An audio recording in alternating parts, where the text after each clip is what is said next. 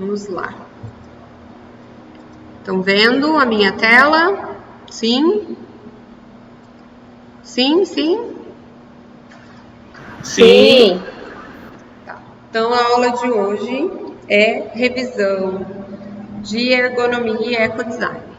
Esse bimestre nós vimos mais ergonomia. Então, o que é ergonomia? É o estudo do relacionamento entre o homem e seu trabalho. E a aplicação desses conhecimentos envolve anatomia, fisiologia, psicologia, na solução desses problemas surgidos desse relacionamento. É o relacionamento homem-máquina. E aí nós temos ergonomia de concepção, que é antes do produto ser concebido, a de correção, que é do uso do produto, relacionado à segurança, fadiga, doença, quantidade de trabalho. E ergonomia de conscientização, que é a resolução dos problemas envolvidos. Qualidade técnica, eficiência, qualidade ergonômica, conforto, segurança, facilidade de uso, manuseio e qualidade estética, que daí entra a moda. E aí o que é a usabilidade? É a efetividade, eficiência e satisfação dos usuários quando atingem as metas. Então, a usabilidade de um produto precisa envolver efetividade, eficiência e a satisfação. Ele não é usável se ele não for efetivo. Por exemplo, como que você vai tornar uma calça de ginástica usável se ela não for elástica?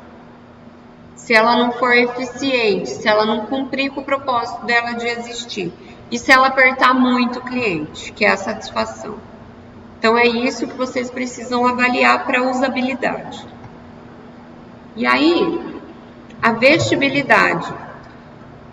Como o vestuário desempenha funções práticas, o designer de moda, ao projetar um vestuário, deve conhecer as percepções causadas pela linha do corpo, que é o processo de desenvolvimento da peça, que se inicia na observação do corpo, mapeamento e aprovação, né? Depois que a pessoa veste e o corpo aprova aquela peça, não pega, não machuca, não atrapalha. Isso é vestibilidade. E aí nós vimos a metodologia OICOS. O que significa OICOS? Casulo. Ele é um método de prevenção. Então, a metodologia OICOS é usada na fase inicial do produto, na concepção do desenvolvimento e passa por todas as etapas até o produto final. E atendendo todos os requisitos ergonômicos. Desenvolvida para avaliar peças de vestuário, integrando princípios ergonômicos de usabilidade e de conforto. Segundo a autora, trata-se de uma metodologia de prevenção, que auxilia na identificação dos produtos, em todas as fases, é o que eu acabei de falar. E aqui nós temos um quadro da metodologia OICOS, o que envolve facilidade de manuseio da peça. Vestir, desvestir, aviamento, manipulação, qualidade, acabamento. Facilidade de manutenção, que é a limpeza, como você vai lavar essa peça. Se ela tem muito bordado, é muito complicado lavar uma peça que tem muito bordado. Ou, por exemplo, a Isabelle chegou aqui com uma calça toda rasgada. Colocou na máquina, rasgou mais ainda. Então, isso tem que ser avaliado na hora de vender o produto. Clareza de manuseio, como que coloca? Precisa de instrução de uso? Segurança, se ela é resistente, se ela machuca, se a modelagem permite a mobilidade. E a usabilidade Jordan, que é a consistência, realização das tarefas, clareza visual, funcionalidade, tecnologia. Aí vamos para o conforto, tecido na pele, se tem toque, se tem abrasão. Abrasão é uma lixa, né? Por exemplo, o paetê é uma beleza para deixar o braço da mulherada tudo ralado. Caimento, modelo, corte, flexibilidade, elasticidade. Tudo isso a metodologia Oikos avalia. É muita coisa, gente, mas vocês precisam ver que quando a gente escolhe uma peça, o nosso corpo acaba percebendo todas essas coisas. E aí entra o conforto físico, que é a sensação do tecido com a pele, fisiológico, por exemplo, parte térmica, roupa de poliéster nesse calor, né, que tá fazendo. A gente morre de calor. E o conforto psicológico, que é a moda, né? Se tá na cor, na tendência, se é de acordo com a personalidade. Então, tudo isso entra no conforto psicológico. E aí, o que eu falei agora, que é a facilidade de vestir, de desvestir, o cos, o punho, tudo isso, gente. Por exemplo, hoje eu tô com uma saia que o zíper dela é invisível. E ele não tem aquele negocinho que chama limpeza, que protege o zíper. Por acaso eu tô com a blusa por dentro da saia, mas se eu não tivesse, o zíper ia estar entrando na minha pele, porque não tem aquela proteçãozinha do zíper. Então isso é muito importante, gente. Vocês reparem também, um dia que vocês forem em grandes magazines, por exemplo, C&A, Riachuelo, Marisa, em roupa de criança. Roupa de criança, eles se preocupam muito com parte de segurança. Esses tempos atrás, eu comprei uma blusa pro Bernardo que o zíper que sobe a jaqueta, era uma jaqueta de capuz. Aqui a cabecinha do zíper tinha uma touquinha, que ela cobria a cabeça do zíper para não entrar no pescoço da criança. Eu achei aquilo perfeito, gente. Isso é ergonomia. A Isabelle está falando que nas nossas roupas ninguém pensa. Mas, gente, é surreal. Eu achei aquilo perfeito. Eu falei, alguém pensou. Então, isso me dá fé na moda. Pensar que alguém pensou naquilo. Que não se preocupou só com a parte estética do produto.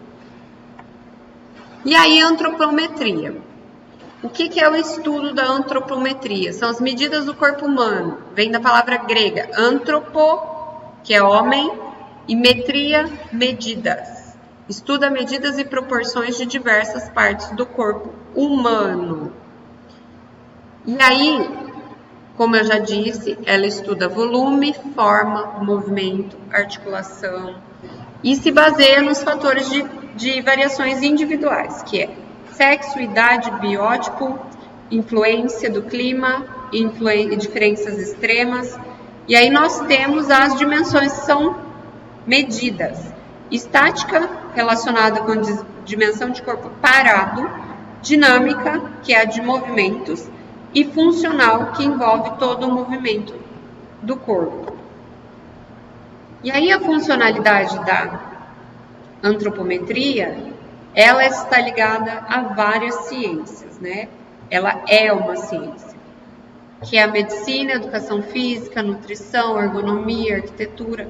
Os projetos arquitetônicos, gente, eles se baseiam em medidas antropométricas, padrões. Por exemplo, você vai chegar num consultório médico, o espaçamento entre as cadeiras, ele é sempre padrão. Por quê?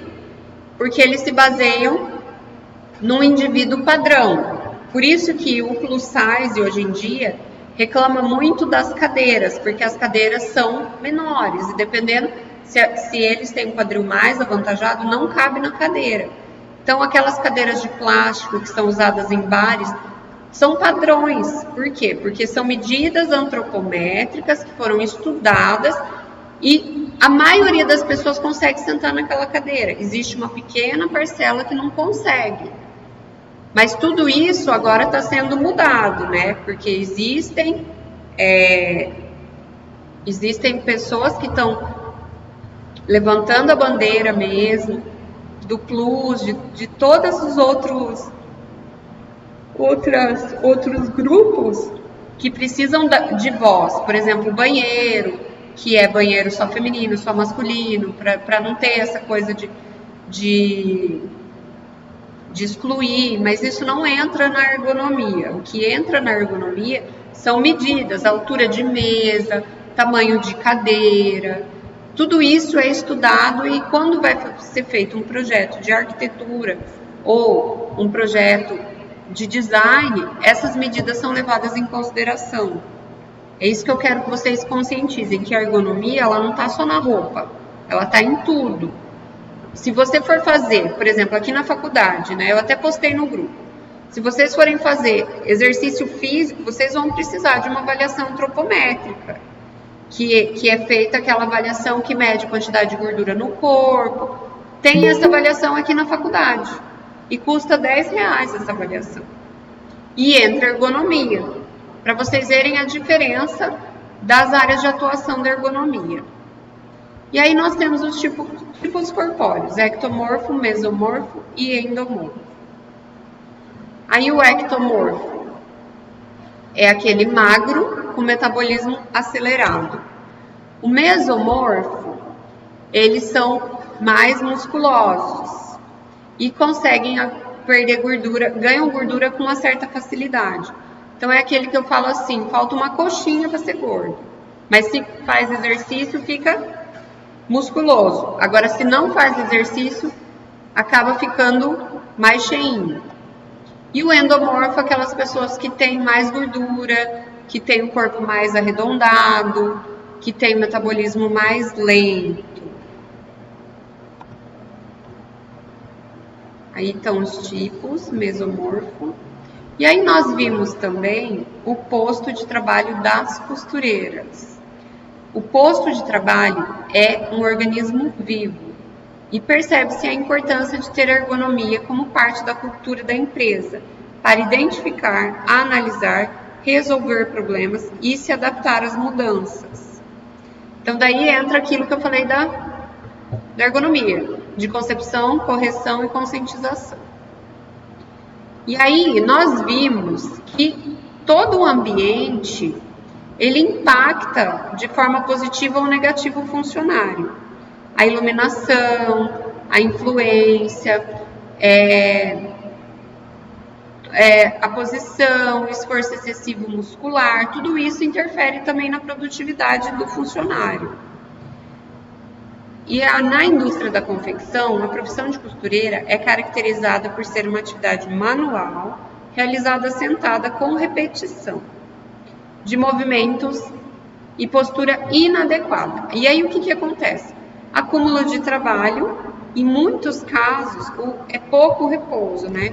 Que a gente sabe que tem algumas costureiras que trabalham com mão de obra análoga à escravidão, né? Então não são reconhecidas, né? É aquela mão de obra excessiva. E aí desencadeia doença ocupacional, distúrbios osteomusculares, que é o DORT, e a LER, lesão por esforço repetitivo. Sem contar em depressão e outras doenças também que podem ser psicossomáticas. E aí nós temos aqui a fadiga mental e física, que os locais são pequenos, pouca ventilação, trabalho repetitivo, postura inadequada, o estresse, depressão, sofrimento, alcoolismo. Tudo isso são doenças que podem ser ocasionadas pela má ergonomia no trabalho, tá, gente?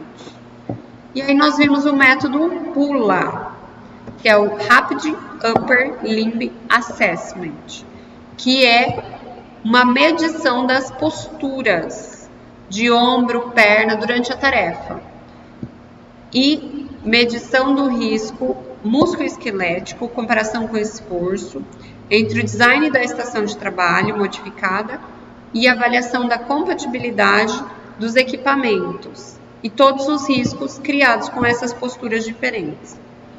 Então, é feita uma conta do tanto que o braço da costureira se move, não só da costureira, né?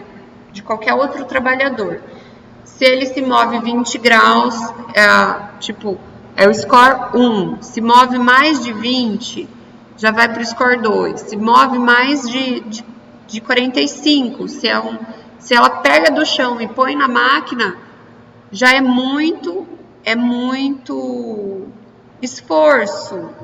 E aí, antebraço, punho. Daí nós temos também o pescoço. Eu vivi isso, gente, de ficar com a cabeça baixada no computador. Eu sofri isso. Que a minha medula da cervical inchou e inflamou.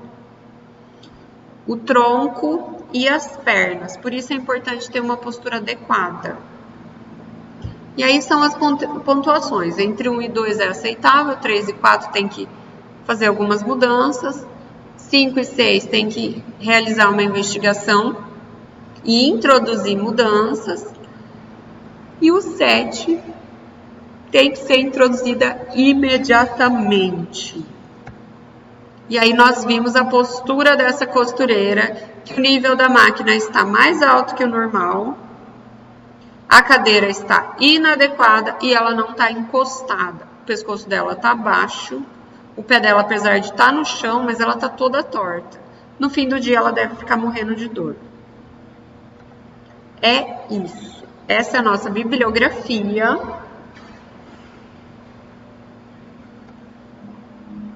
É isso.